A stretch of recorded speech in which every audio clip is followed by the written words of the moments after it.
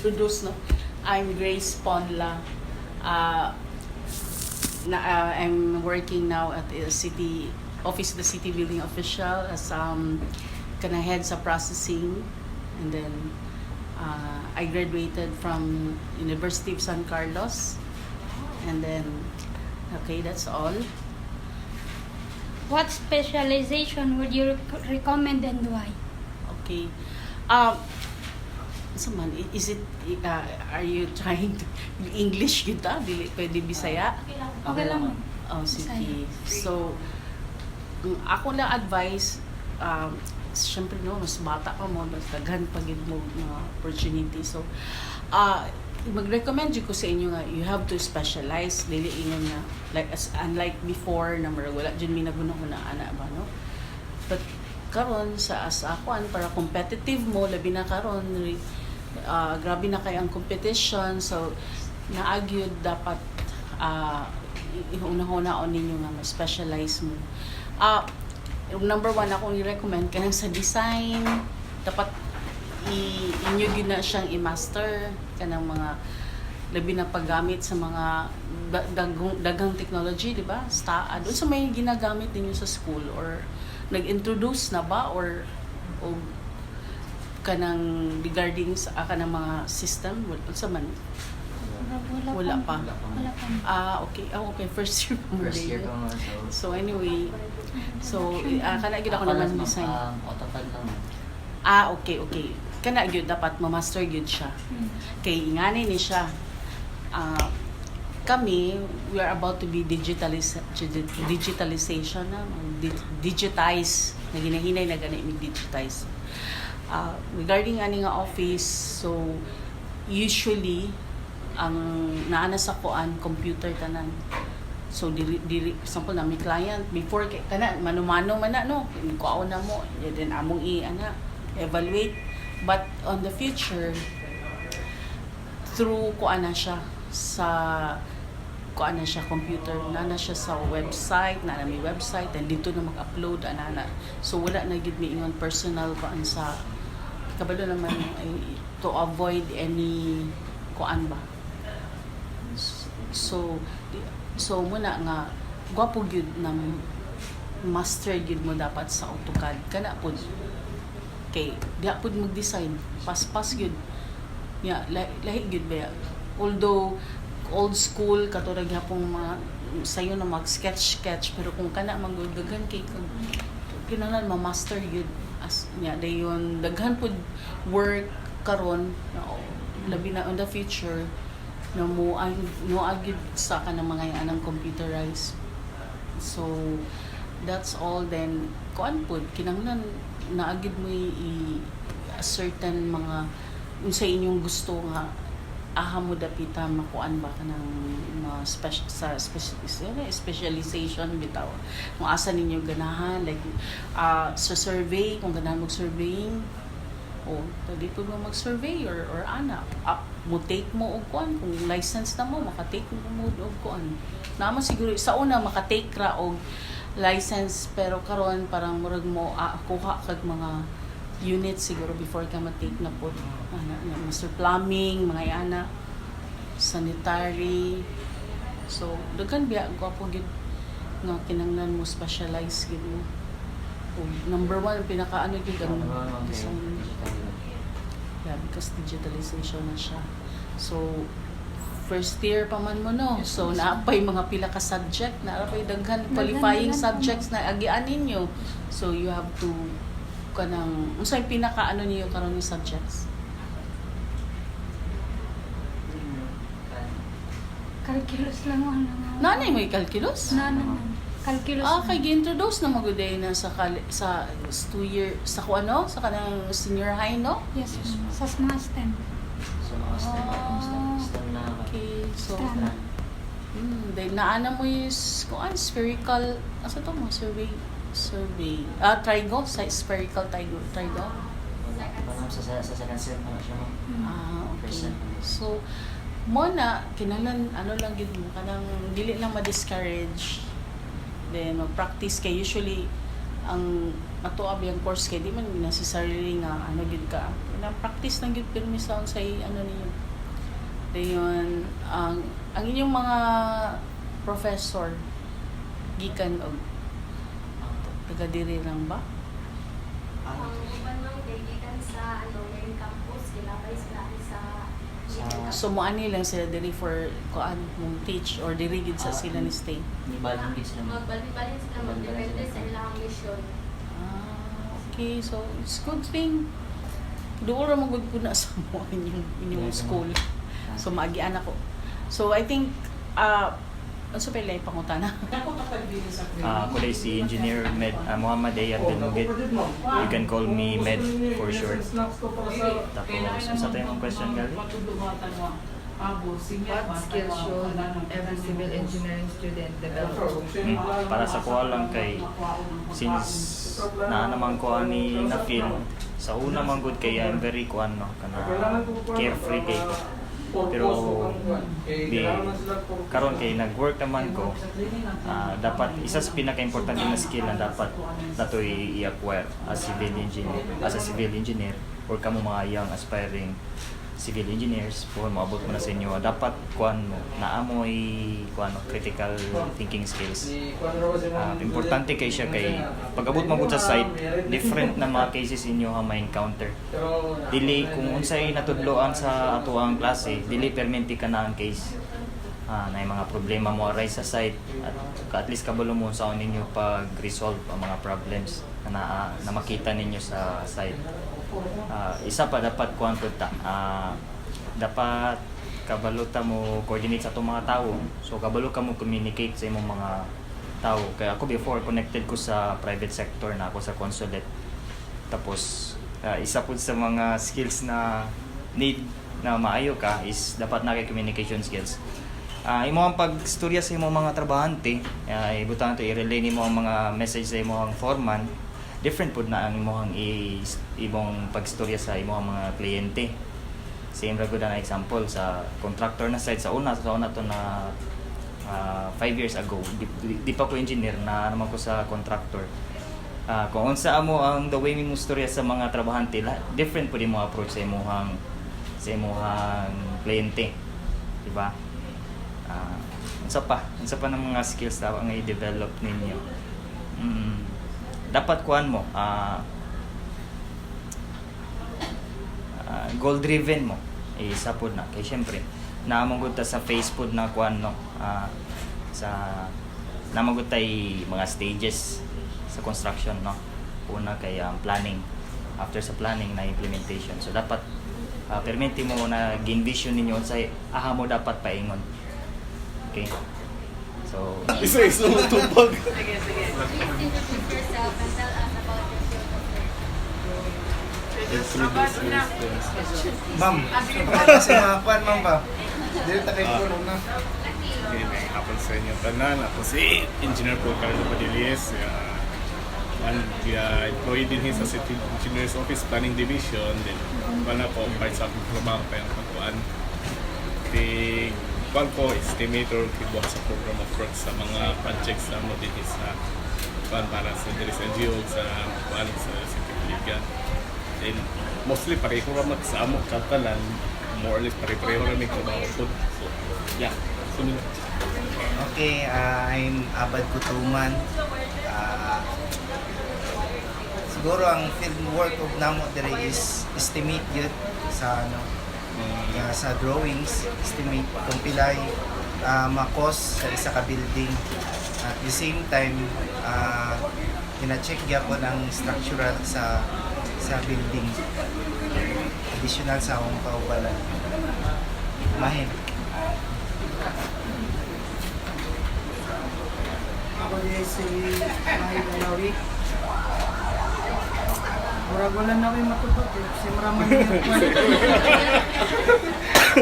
Practice na niyo ang PSB. PSB. Practice na ninyo. Ora ka. Jeep po. Kasi si Jeep kaya structural po ba? Sige, sabi ko na. Okay, next. Why did you choose civil engineering? Kamu na po. Kamu na po. Mga kasi ako na po.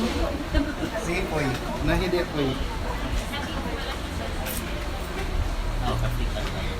Ako na si Jeffrey Interina. Ipilin ako ang civil engineering kaya gusto ko matabang sa mga kuwan, sa mga taong walay balay. Ako saan sa mga saan sa balay. sila naman sila. Kamu na po, kamu naman mo. I am Ania Pipatinda. Nag-engineering po kay ako sponsor sa mga.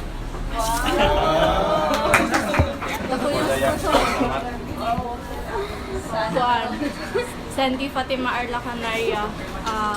Umigihatag na course good sa IIT NTech ba? Umigihatag na course dayon.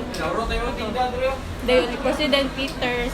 Kaya NTech man 3 years mo to sa una, karon 4 years na sila. So ni-proceed ko sa Peters, then additional 3 years ito na-proceed engineering. Pero pag kuan ako sa civil, naganahan ng food ko. Kaya ako yung first choice kay librarian. Dayo kayo no. Ganahan na food ko sa civil mo to, nag-proceed na yun ako. Ako din si Librarian ka mo. Garawi ba? Ipilin ako ang Gamay engineer lang kaya sila na sila ka. ito ako daw sila.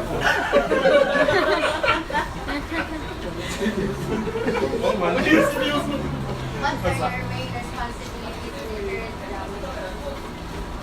Ako siya sa na-mention na namin kuwan ako ang main yung ginatrabaho kay Pamana mo sunod mi sa ibang sa architectural kay Pamana siya secret mo sa trabaho kay i-makuan Pamana siya makaset ka mo sa list with mga check yun naman ang survey nila survey nila para alam nila kung ang panala dimension sa iyo ang architecture sunod kami din mo na sa ano na po sa plano, tola mo, kapasit dayon. Dayon, ang sa drawing sa plano, sila rin mag-drawing din sa mga plano sa mga sana. At the same time, ubad ko na mo sa mga kauban na mo sa engineers ko na mo, magbuwan pa sila, magbuwan ko sila sa structure of the sort of sa building. Once mo man na siya, na parang mga drawing sana, kami na din mo, asa na din sa buwan mga pinag-makisigita na sa mga materials na pinag-namin sa building. Dahil yung pag-day, i-program din na kamo, i-pakit mo naman sa paperwork. Program works kay kung man na siya ipasa dahil na engineers sa plano para ipako dahil process na din para ma-implement na din sa so, makasya mo base ang flow sa bawat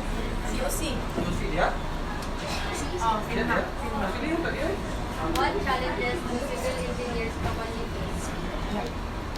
Challenges daw. Sino yung mga challenges? Salary increase. Salary. Ito mga challenges ni mo, Alia. Alam mo. Siguro sa ako deadlines mga na challenges sa akin ay mga dinalian so dili raman kay isa mong ginatrabaho dagan man po so yun na so kapag gid akong deadlines isa sa mga yun na siya isa sa mga buwan gina na sa madinig sa pinaka-master na quality nga per-login po na mo mga deadlines kay hindi ba sa magpapakita na ng mga projects sa LGU, sa school board pagyo, barangays, sa mo ba na siya magpapakita niya. Kung pa ba ito niyo, pwede may inundahan dito may tawag yun. So, kada pa lang usagin sa mo, daghan din may kinahandle ng mga project. Then, ano ba sa mga pagkamagang trabaho sa overwhelmed po niya na ba? Kung nag-nagin na siya, kaya mga content na burden din naman sa mga. Pero, anyways, sige nung sa matutsaman sa Ginoo, na-convert ko na mo po, yung kamay ko na mo po. O, silo po. Naging na. Perennial problem. naman ang sweldo. Anad na lang ba? What was your biggest achievement as a civil engineer? Cynthia. Wala. Ito na. Ito.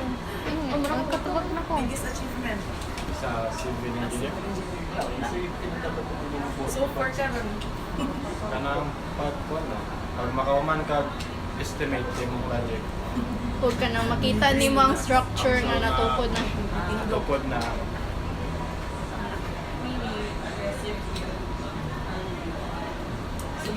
Proud ka ba? Ako ba'y nag-estimate pag makita? Ako ba'y nag-amala sila? Ako ba'y nagkaroon na structural? Regardless sa usa ka kwan budget, ako na siya gamay. Once makita niyo nga ma-finish ang completed state niya, ma-proud ba? Ma-feel ba ito na ma-finish na sa ano ba siya? What advice can you give to first year civil engineering Shift na lang. cut. What advice can you give to first year civil engineering students? Ano siya, kanang fields of civil engineering, dili ba na siya, may rough yun na siya ay ang road matulog na labog yun kayo siya mga challenges niya kung ato bang hindi siya kung sunada yun ka na mo sunod yun kailangan pag-yun ka sa imong pag-iningan nga prepared ka, ready ka, na mo atubang po ka sa mga challenges nga imong atubangon while sa imong pag-ikot mo kay in the end, mga lessons imong matulong ka while nag-asili ka kung ano ko na siya, makakabangon ko na sa imong dalo sa puhon nga mo, nag-ulit mo sa mo board para sa trabaho kung ano ko na siya mga benefit ko Ako. Sa mga batanon, focus. Ayaw sa kuya-kuya. Hindi ka niya mong mga engineers, magwala kayo uyab. Ako ba na nangaminyo, pero halos wala yung uyab. So mana karon. First year ka man. Wala sa uyab-uyab. Dugang. Siguro akong kwan, idugang na kuha na is pursue lang yun ninyo kung willing yun mo mag-engineering. Kaya interesting kay siya sa pag-isbila bitaw. Mo sa panitan, maglakaw-lakaw mo sa dalan. Tanan nga inyong makitaan diya sa palibot, buildings, mga towers, and something nga makakuan kang ano, ni barog siya. So, diya sa engineering, diyan ninyo may bawaan nga, inana day siya, ano ni barog. So, ikuan ako na siya nga kuan pangutana sa inyo na i-blank lang sana ako na kaya kung mag-pursue yun yung engineering, matubag na ninyo nga pangutana, ano inana. Our communication and teamwork in your profession. Pero ano siya, sa ginapapaitan na yun na ang kanang communication permit kay sa dili naman yun na siya ingon sa dito sa mo business sa civil engineering mga communication hindi kay mag-branch man po na sa different ng mga offices po na mo sa local government sila communicate sa mo ano nilang kailangan sa mo o din sa mo sa sulod sa mo sa matag-usa sa mga panamo, mga divisions na mo, nag-communicate po niya na huwag nag-coordinate, coordinate sa among mga efforts na mo, sa mga buluhato na mo, sa para magkana among watong kining target na mga project ma-accomplish dito siya sa mga niya. Mana siya, isa yun naka-importante nga na siya, sige ang kanang communication within sa office, even sa outside po, padala na niya. One po, padala po sa mga clients ko na kaya sila po pag-ibig na siya.